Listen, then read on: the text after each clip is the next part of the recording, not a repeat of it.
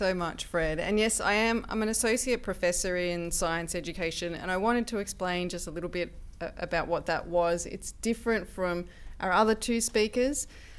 So science education research for me includes a diverse range of topics. So this includes exploring student understanding to looking at comparing teaching approaches, and I study contexts from the primary level all the way up to higher education. So today I just wanted to take you on a little journey through that research, and we're going to hopefully explore some challenges and also some triumphs as well. But we are going to start on a little bit of a downer. I'm sorry. The overall message is optimistic, but it would be hard to miss the negative reporting surrounding science education that has occurred for probably the last 10 or 20 years. So the message is we are failing, we are falling behind, and it just keeps getting worse. So my research aimed to bring a critical eye to this narrative. Were we really getting worse? Were things really that bad? And if so, what was the problem and what can we do to try and remedy that? The research looked at reanalyzing and analysing a range of standardised tests that Australian students sit. So Australian students sit a number of standardised tests, some international and some national. So we've got two international standardised tests, PISA and TIMSS, and we've also got some national tests. So NAP-SL is like the science version of NAPLAN, and VALID is a test that only New South Wales students sit. So the story starts with this particular graph. So this appears in the 2017 PISA technical report. So PISA is a test of science literacy, mathematics literacy, and also reading literacy that students in approximately 80 countries sit. So this graph shows that there is a decline in achievement. So we can see between 2009 and 2015, those scores for Australian students for science literacy, they do drop. But even before this technical report was released, the ASA, which is the organisation that is responsible for reporting Australia's results for PISA, released a brief little media report. And the graphic that appears in that media report, it was an online communication, looks like this. So there are some differences here. It looks nicer. The colours are aesthetically more pleasing. We do have all three results on here, not just science. But some of you might also notice that we've zoomed in on that y-axis a little bit here. So the range was 180 and it's now decreased to 70.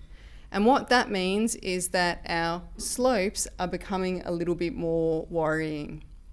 So this made a lot of people pay attention. And in particular, it made the media pay attention. But what do you think happened when this graphic actually made it to the pages or online pages of a newspaper? So as the kids would say, it's giving jamboree.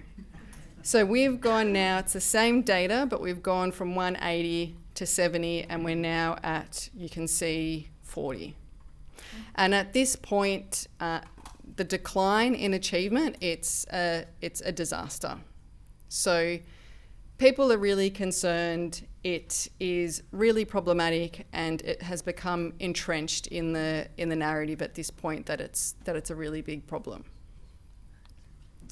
But is it a problem? So this is TIMSS. TIMSS is a test that specifically focuses on mathematics and science achievement for students. Same deal, so students from a number of countries sit this test. But you can argue that this test is more targeted towards science.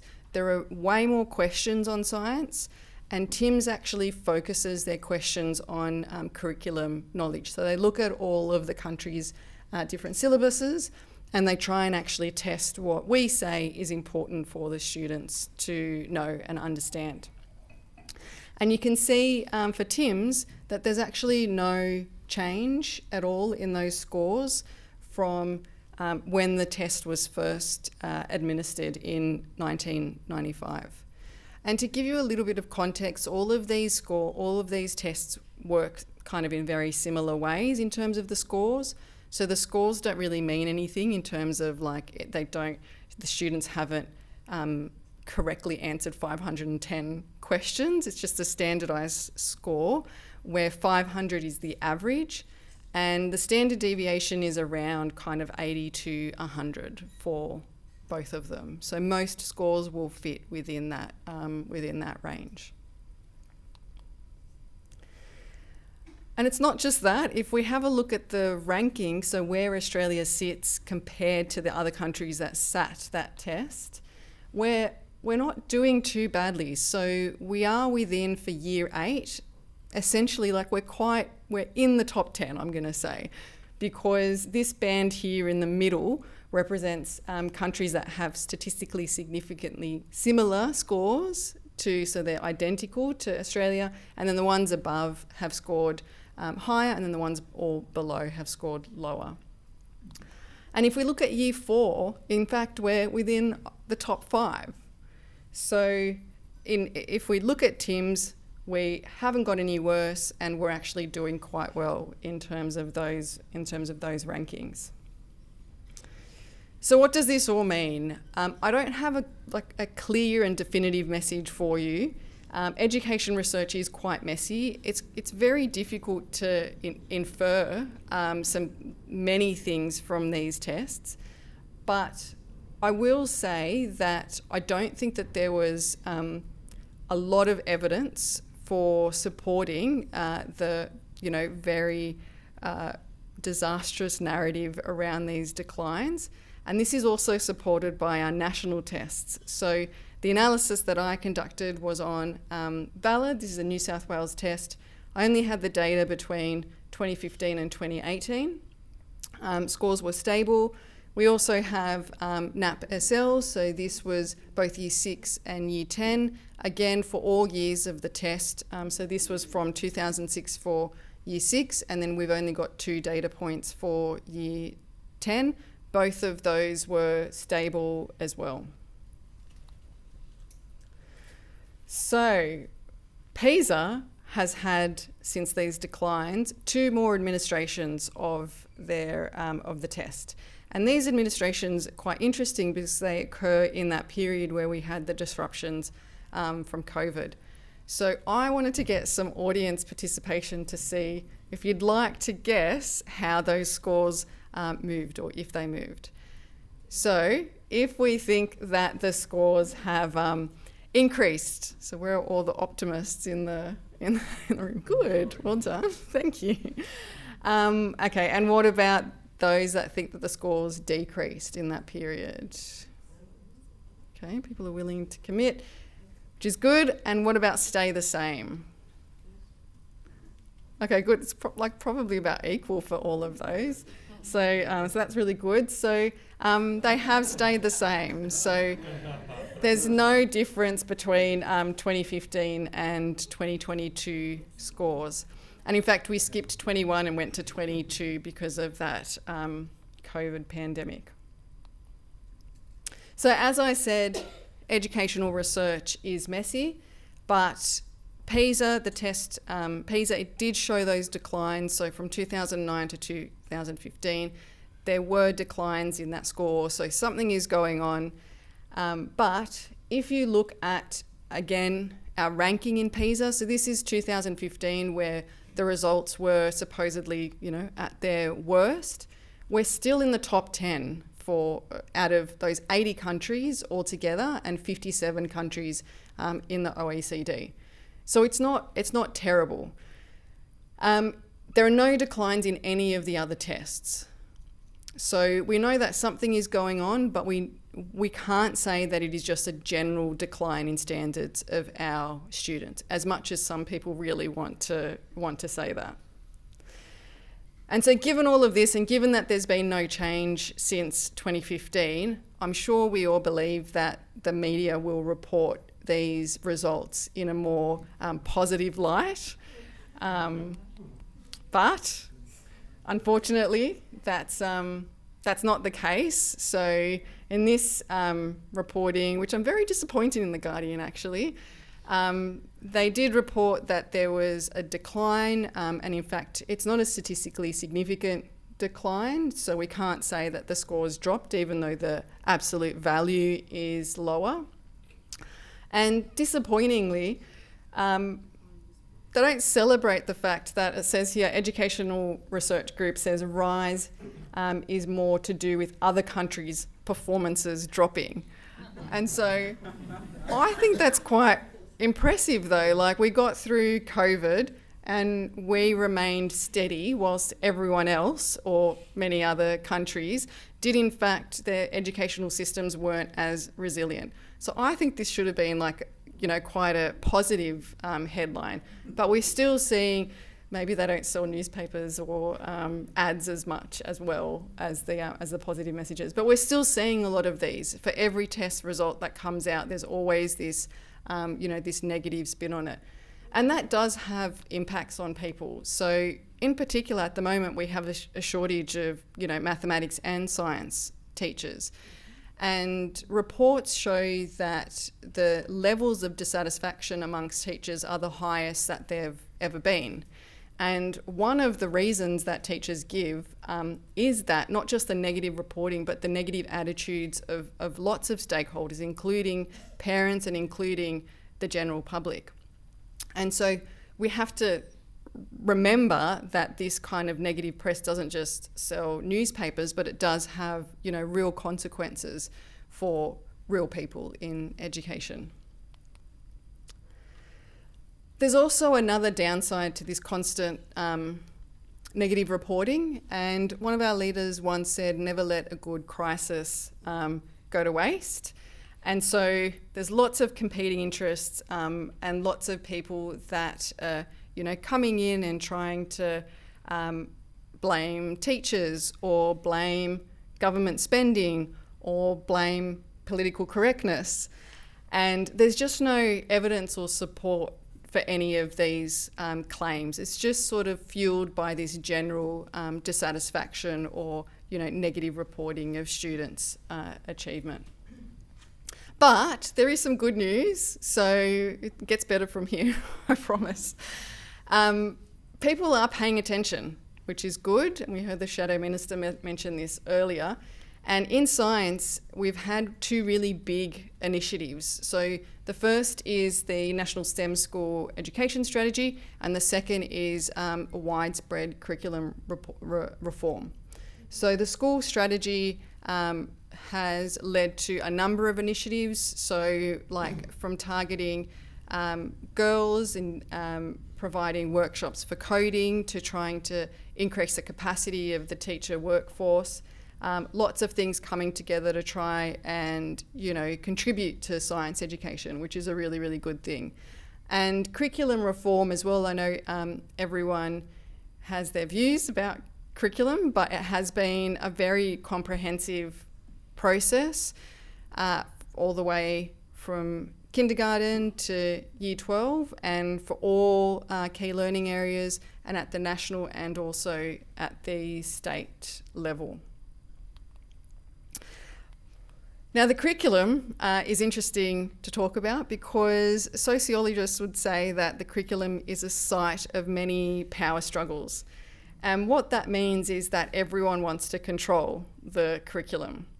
Sometimes they want to control things so that we have small changes that result in progressive developments of curricula.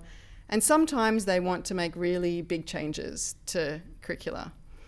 And this brings me to my second lot of research, which looked at an example of where we had two very different curricula These were the physics syllabus in New South Wales.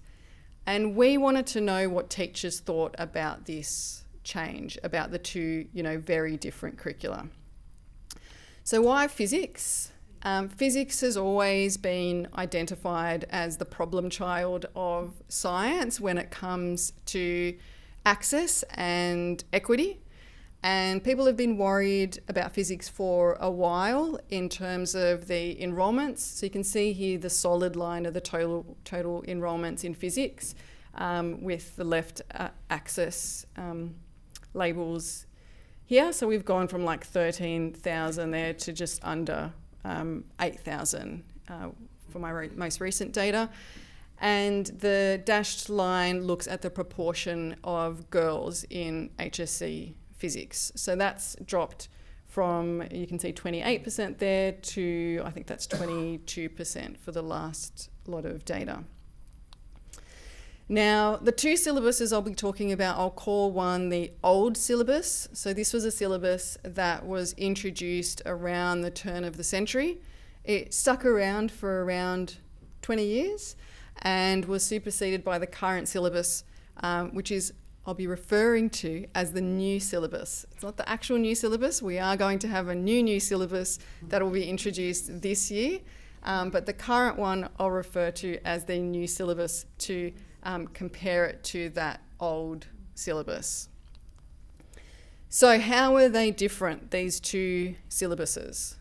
So the old syllabus was contextual, it was social, it had timelines, it had technologies, whilst the new syllabus had very structured, sequenced content. The old syllabus included a range of option topics like the age of silicon, which looked at the role of semiconductors. And the new syllabus was focused very much on core knowledge, so topics that you'd see in a university syllabus as well, like kinematics and thermodynamics and waves and electromagnetism. The old syllabus was designed for access. So it was acknowledged that only maybe 3% of the students that are studying HSC physics are going to become physics majors. And so this syllabus was intended for all to leave school with some grounding in physics, whilst the new syllabus wanted to give students that disciplinary expertise. So this is what physics is truly about, and this is what we want to get you excited about. Lots of people have lots of different opinions about which of those approaches is right or wrong. What we wanted to know is what the teachers thought. And what they thought was very clear. So I know you can't see that, but there's a lot of agreement for the first 4 points there. So teachers said that the new syllabus was more rigorous. They said it prepared students more for university physics. They said it was the real physics, so it represented ideas that they believed was part of that discipline of physics. And they actually said that it was more engaging, that they thought it was more engaging for students. But there was still this tension between that idea of access. So the teachers did acknowledge that the new syllabus was not as accessible as the old syllabus. So it was, by definition, exclusive. It excluded students on the basis of their numeracy abilities and also literacy or language abilities. And interestingly, the female respondents of the survey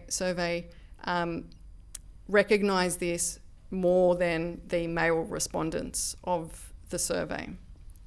In terms of the contexts in the syllabus, so these were social and historical contexts that were included in the old syllabus. The teachers did recognise their value, but they didn't want them to be a part of the course. So they would say, we would still teach it, but we don't want it assessed in the HSC examination. So whilst they preferred the new syllabus, they still recognise that there was a tension there between those choices that were included as part of the design of the old syllabus. And this, the teachers' views, it's consistent with the current curriculum reform. So the current reform says that we want core knowledge, we want depth versus breadth. So we want to focus on fewer concepts in more detail so that students can apply those concepts rather than, what they consider sort of extraneous concepts, like I imagine the social and historical ideas that were included in that last syllabus. But another big focus for curriculum reform is actually access. So access, and particularly gender access, which is one of the topics of my current research, is a really funny thing.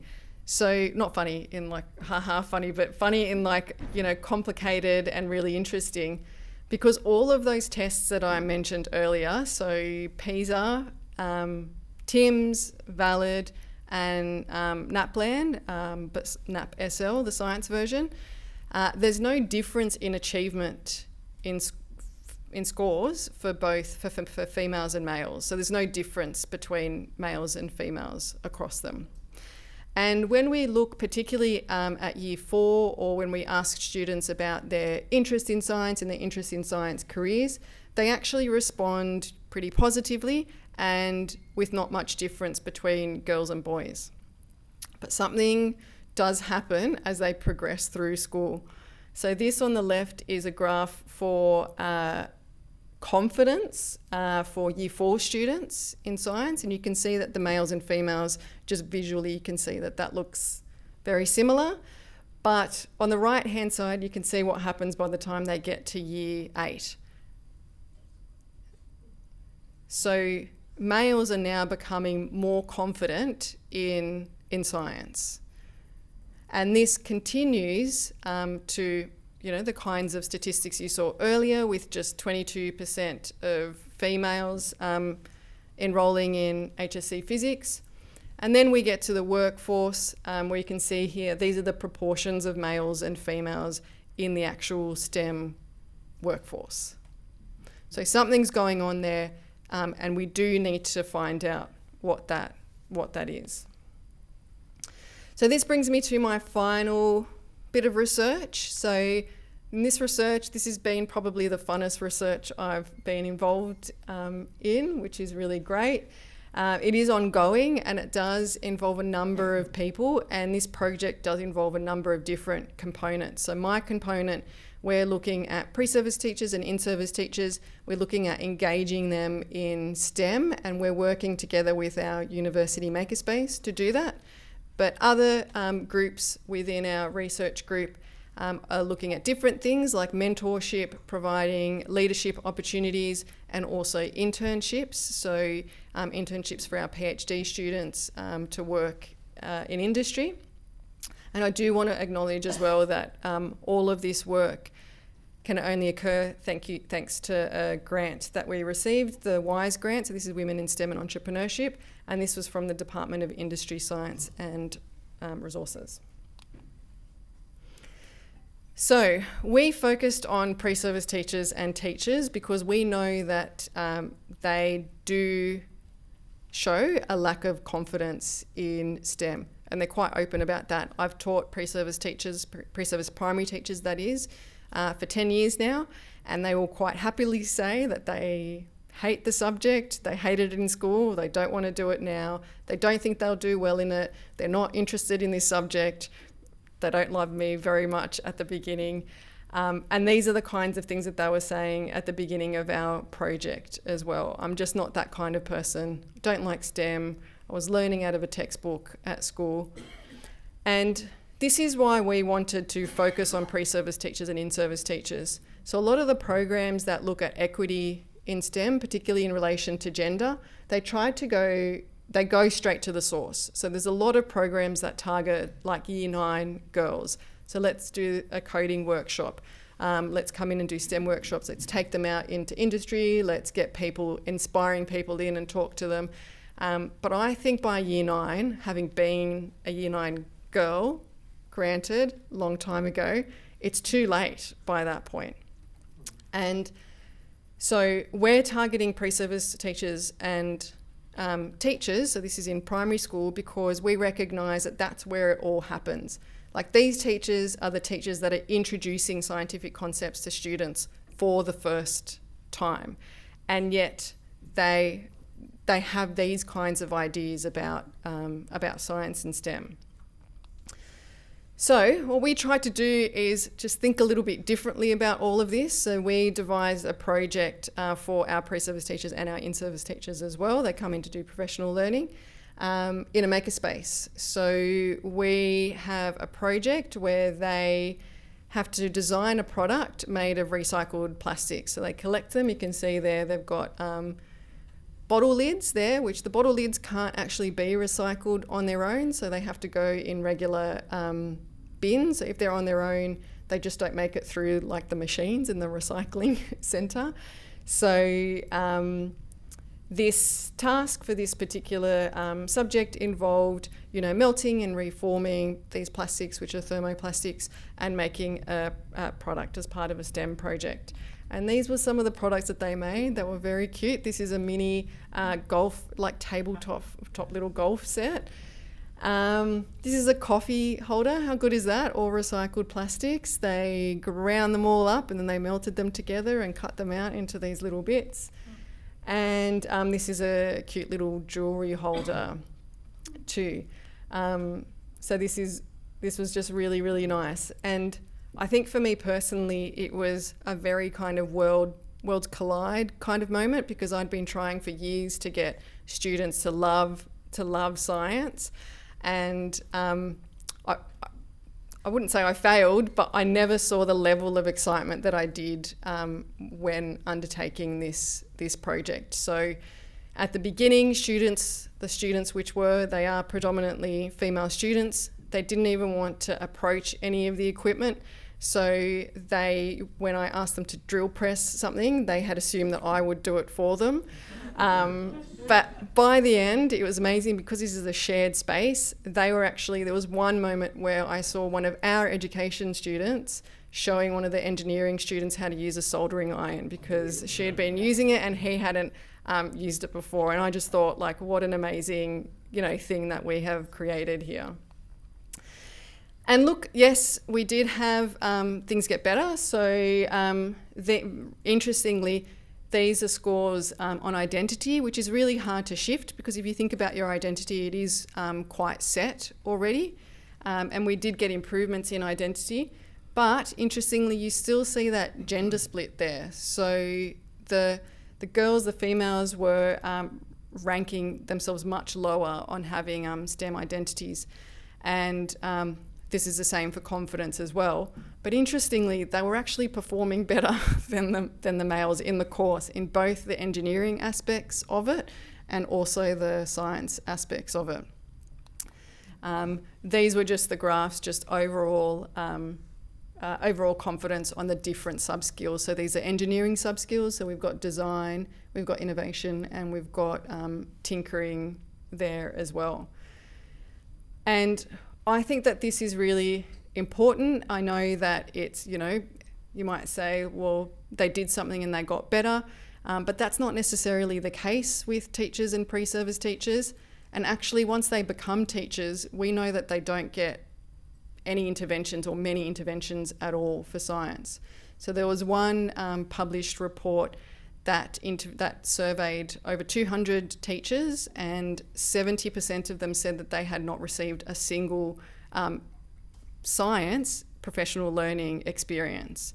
And the average working time for this sample was 15 years, which is, really incredible. It just highlights that this is a key area that we need to sort of invest in when we're thinking about those STEM interventions. So I told you we'd end on a high. So we got there. these are some of the responses that we received at the other end, the post end of the project.